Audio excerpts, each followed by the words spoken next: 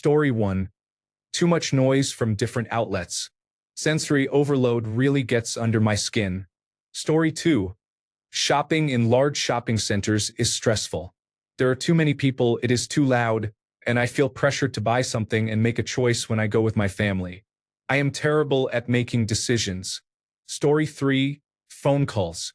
I can write essays in text messages, but the moment someone calls, my soul leaves the chat. Story 4. People gossip about me and ask strange questions. This shows they are putting too much mental energy into why I am working at my current job, why I am in this position, and whether there are any other job opportunities for me. Story 5. Potlucks make me uncomfortable. I was raised to think that if you invite people over, you should host, so I struggle when guests insist on making it a potluck. I also think many people are not very good cooks, and you do not know how clean their kitchens are. Story 6. Waiting for a reply after I have sent an important text, even when I pretend I am calm. Story 7. Lighting that does not have shades or is not diffused causes problems. Shopping centers and many brunch places and cafes use light-emitting diode lights or uncovered bulbs. They trigger severe headaches and make it difficult to concentrate. Wearing winter clothes feels suffocating and too heavy. Story 8. Just talking about random useless stuff that does not really matter. Story 9. Answering the phone, not calling. Just that moment when it rings and I have to pick up and be on suddenly makes my brain panic for no logical reason. Story 10. The idea of having a relationship makes me want to be alone in my bed every night. Story 11. People are ghosting me like it is okay to say you do not want to talk anymore. Laughing out loud. Story 12. Silence terrifies me. I am pathologically extroverted. Luckily, my chihuahua snores like an old man with asthma. Laughing out loud. Story 13. Answering phone calls from unknown numbers is extremely stressful. I stare at my ringing phone until it goes to voicemail. Story 14. I had to stop driving because of ill health. It became too much. I am only 45. Story 15. Making small talk with hairdressers. I never know how much to say. Story 16. I have experienced health anxiety, and it has not been completely eradicated. While it may be normal for some and abnormal for others, it can sometimes become overwhelming. Story 17. I'm autistic and have ADHD, so before Christmas the stores feel overwhelming. I heard our local grocery chain is implementing quiet hours. They announced it over the speakers, saying it is for people with auditory sensitivities. During those times, there will be less music and fewer announcements. It is a great initiative. Many people are sensitive to sound, and others may be hungover or have a headache, so it benefits many people. Story 18. Responding to text messages can be overwhelming. Sometimes I let them pile up and then feel even more stressed. Story 19. Uncertainty is unfortunate because many things are unknown. There is also silence because I have tinnitus. Story 20. Clothes shopping usually brings out body image issues for me. I am not very into fashion, so I always feel like I am making the wrong decision. Story 21. Loud machines or vehicles such as motorcycles, heavy trucks, and power tools. Story 22. The last 5 seconds of a microwave timer. I must stop it at 1 second to prevent the beeping that feels disproportionately loud and obnoxious in a quiet house. If I fail, I feel like I have alerted the entire neighborhood to my late-night snack. Story 23. Going to someone's house for the first time. The quiet rules you don't know. Shoes on or off? Where to sit? What's polite to ask? What's too personal? You smile while mentally scanning a stranger's privacy. Story 24. I have no idea why, but loud laughter makes me go crazy. Story 25. Adult coloring books are not relaxing for me. If I do not color perfectly, I become stressed. Story 26. Feeding myself. I just had dinner last night. What do you mean I need to figure out what to have for dinner again? And breakfast and lunch every day, forever? Story 27. Going to the cinema and watching films with other people when I cannot control how much they will affect my enjoyment. Story 28. I avoid walking under any kind of structure. I come from Serbia, where a year ago the train station balcony collapsed, killing 16 people. It was due to government corruption. The renovation was poor and carried out by unskilled contractors. The current political party, effectively a mafia in disguise, has carried out so many construction and renovation projects that it is a legitimate fear that something will fall on your head or that you could fall, be seriously injured, or die. Story 29. Anything unexpected at home bothers me. My job includes many unpredictable moments, so unpredictability has become the default. At home, I find it comforting to be in a stable environment. As a result, even ordinary changes or inconveniences stress me more than they should. Story 30. A stranger stands about a foot away from me. In a store, they want to look at what I am looking at. Whatever I choose to look at. 3 more people suddenly crowd around and breathe down my neck. Story 31. Whenever someone says, "Just act natural," thanks, now I can't. Story 32. Listening to others make stressful phone calls gives me secondhand anxiety and embarrassment. Story 33. Eating in public does not make me feel this way all the time, but I often worry that others are judging me for sitting at the table too long after I finish my food. Story 34. Pedestrians who occupy the entire pavement and are unaware that others are trying to pass. Story 35. Driving makes me very aware that I am operating a hulking machine. I don't trust that other people know what they're doing, and it generally scares me. Story 36. Filing the 4th fingernail on both hands makes me anxious. There is something about the shape of that nail that I dislike, so I always put it off until last, and sometimes I do not file it at all even after filing the others. Story 37. Paperwork. Official forms where you have to fill out your name, numbers, and other details. It locks me up. I get headaches when I have to do it. I go to great lengths to avoid it. I did not file my taxes for about 7 years. Right now, I am sitting on about $500 of expenses that my company will cover, but I cannot bring myself to fill out all the receipt details. Something about the finality of it, the idea that if you get this wrong, people will know and it becomes a permanent record of your mistake, stresses me out and I cannot do it. It was only after I learned that my healthcare providers could submit claims automatically that I began using my health insurance. Story 38. For group photos, I do not know where to stand or what to do with my face. Story 39. I walk past people who are laughing and assume it's about me. Story 40. People loudly discussing semi-private conversations with me in public.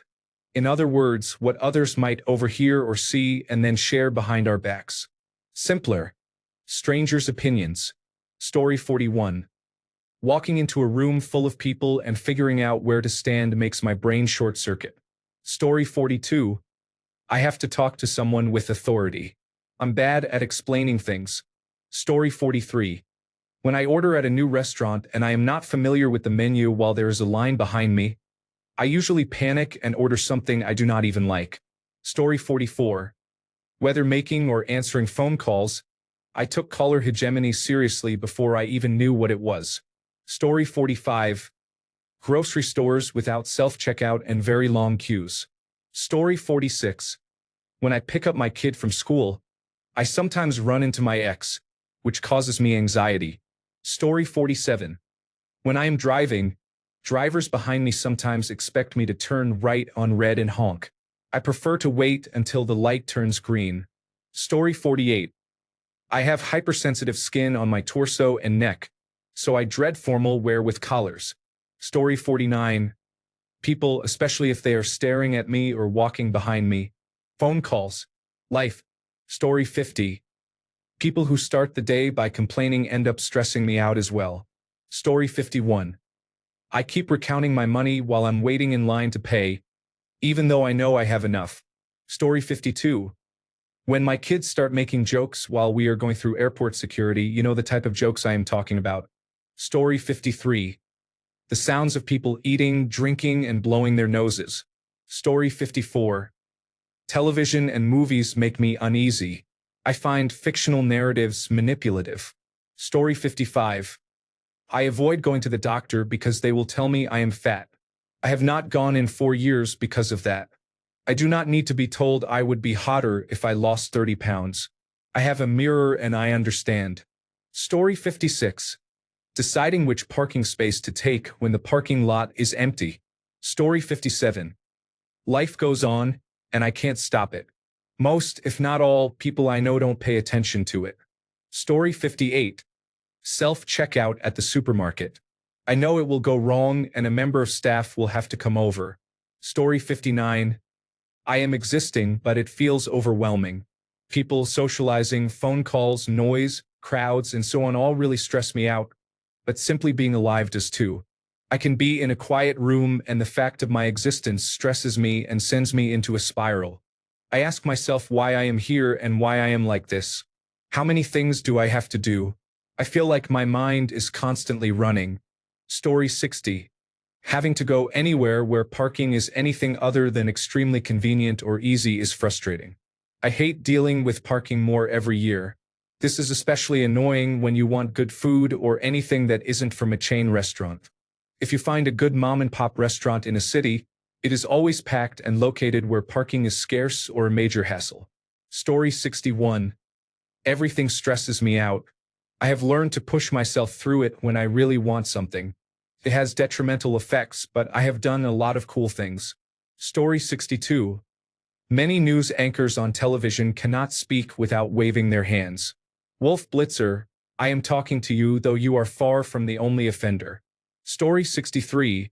Using my phone to answer people's text messages. I just hate texting. I still do it because I know that if I want to maintain any kind of relationship, ghosting people is not a good solution. But deep in my soul I hate it. My body tenses and I unconsciously forget to reply. Weeks later I find I never answered certain messages and I get more stressed. I procrastinate and tell myself I'll answer tomorrow, and then nothing ever gets sent. I don't know. It's just not my thing. Story 64. People who don't maintain a consistent speed on highways drive me crazy. I just want to use cruise control at the speed limit in the right lane. They are always 10 miles per hour below the speed limit in the passing lane until I pass a slower car. It's either 60 miles per hour or right on my bumper. Story 65. I don't know if it's stress or if I'm just getting pissed off, but my phone needs to shut the fuck up. That damn thing is always going off with mostly bullshit. I keep it on silent, but I need it for work, so it sits next to me, constantly ringing with calls, texts, notifications, emails, and doctor appointment reminders. I need to lock those notifications down better.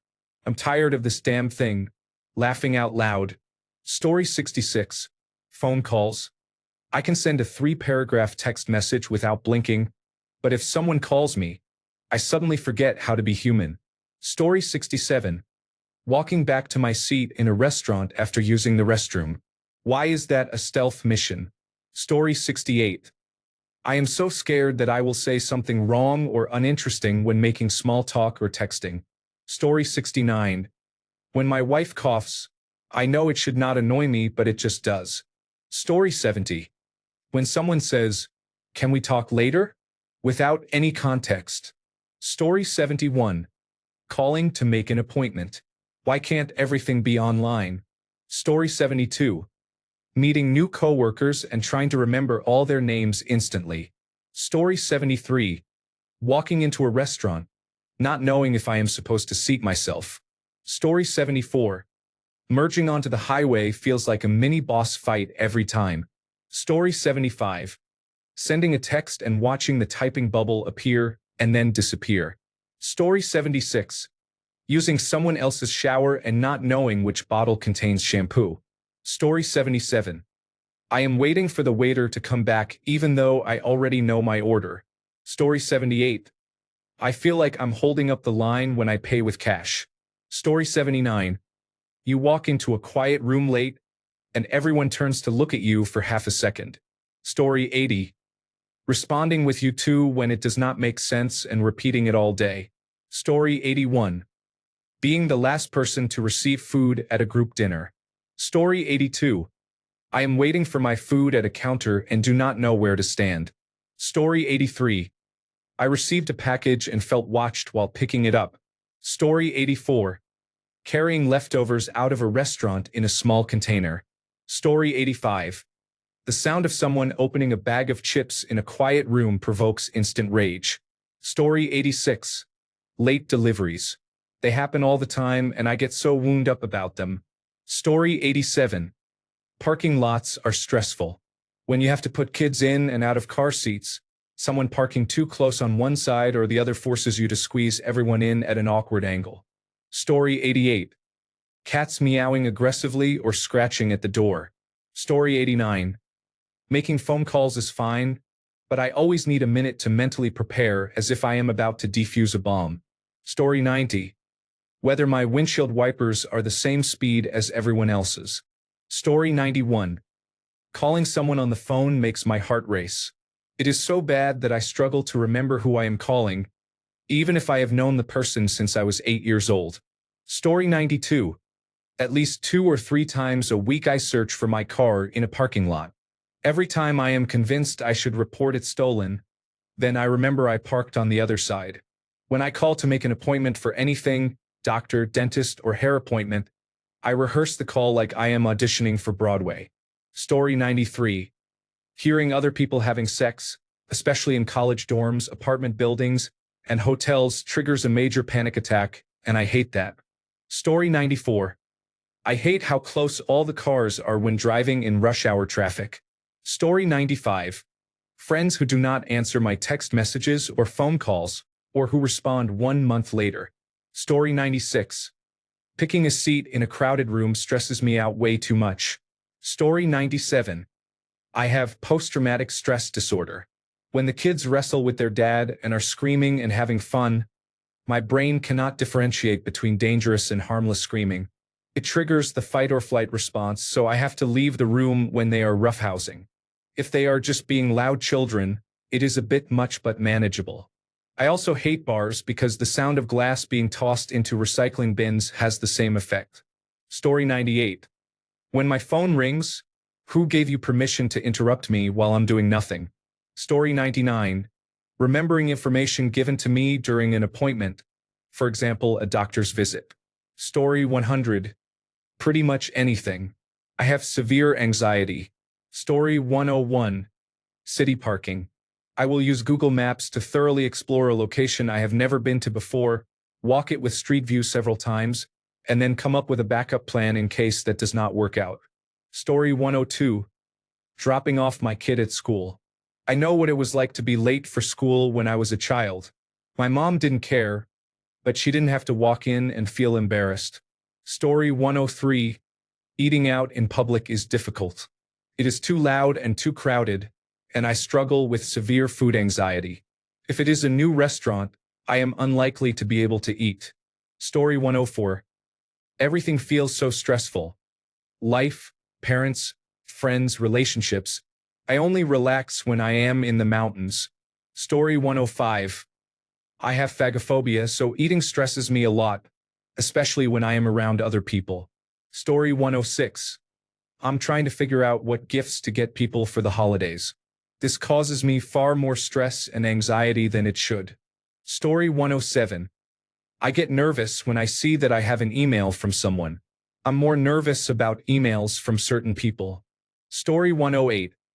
I live in a transitional home, so we have shared bathrooms and pubic hairs on the faucet and porcelain sink. They stress me out, people, but we have to keep the peace and not get triggered publicly. No can do. That is a big ask and a heavy load for someone to carry, someone like me. I don't want to brush my teeth in a sink where someone else's private parts have been. Apparently that is a very big ask, and not everyone is into big asks. To each their own. Story 109.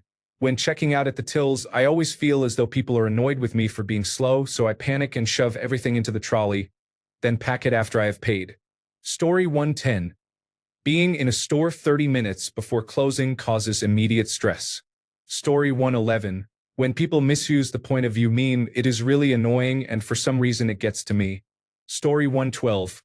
White elephant. You never know whether your gift is appropriate, good enough, too silly, not expensive enough, or too serious if everyone else is giving fun gifts. Story 113. Doing laundry is somehow endless and emotionally draining. Story 114. Answering the phone looks simple, but my mind still races before I say hello. Story 115. When people have something to say but take 5 hours to get to the effing point, I have also noticed many artificial intelligence-generated videos doing the same thing. I wonder if art is imitating life or life is imitating art. Story 116.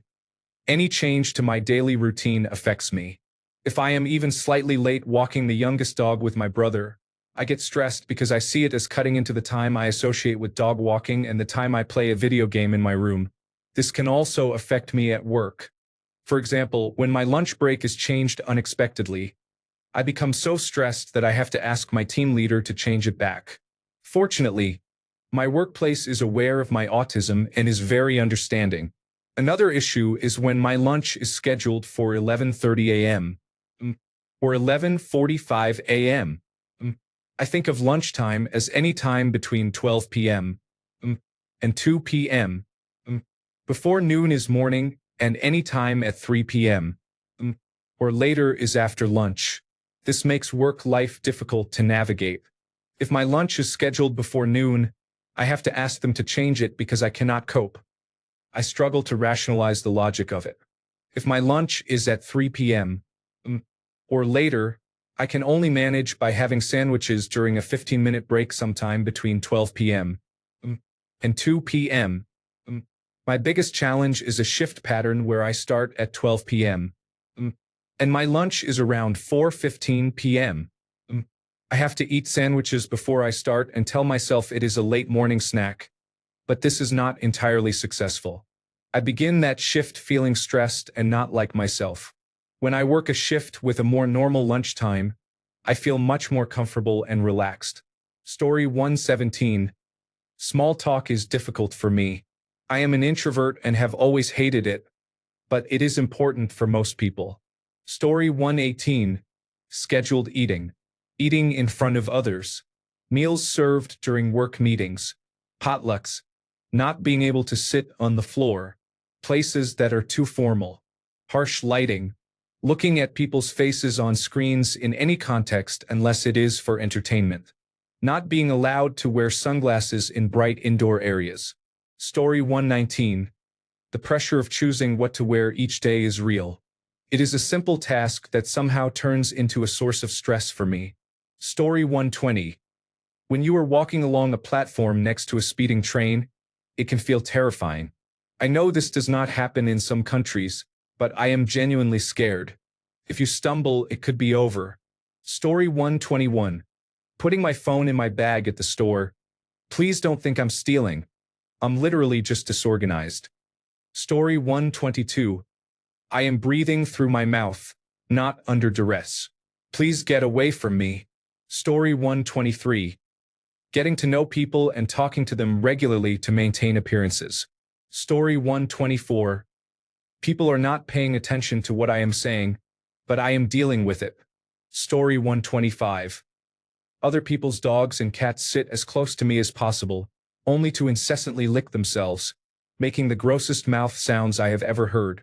When there are multiple animals, it is like a chorus of wet slurping noises in surround sound. Story 126. Music. I absolutely do not mind even loud white noise. I am fine with aircraft landings or jackhammers operating nearby, but music is an evil, disgusting sound especially designed to damage people's brains. Thanks a bunch for sticking around till the end of the video. Remember to subscribe, and until next time, stay awesome and goodbye.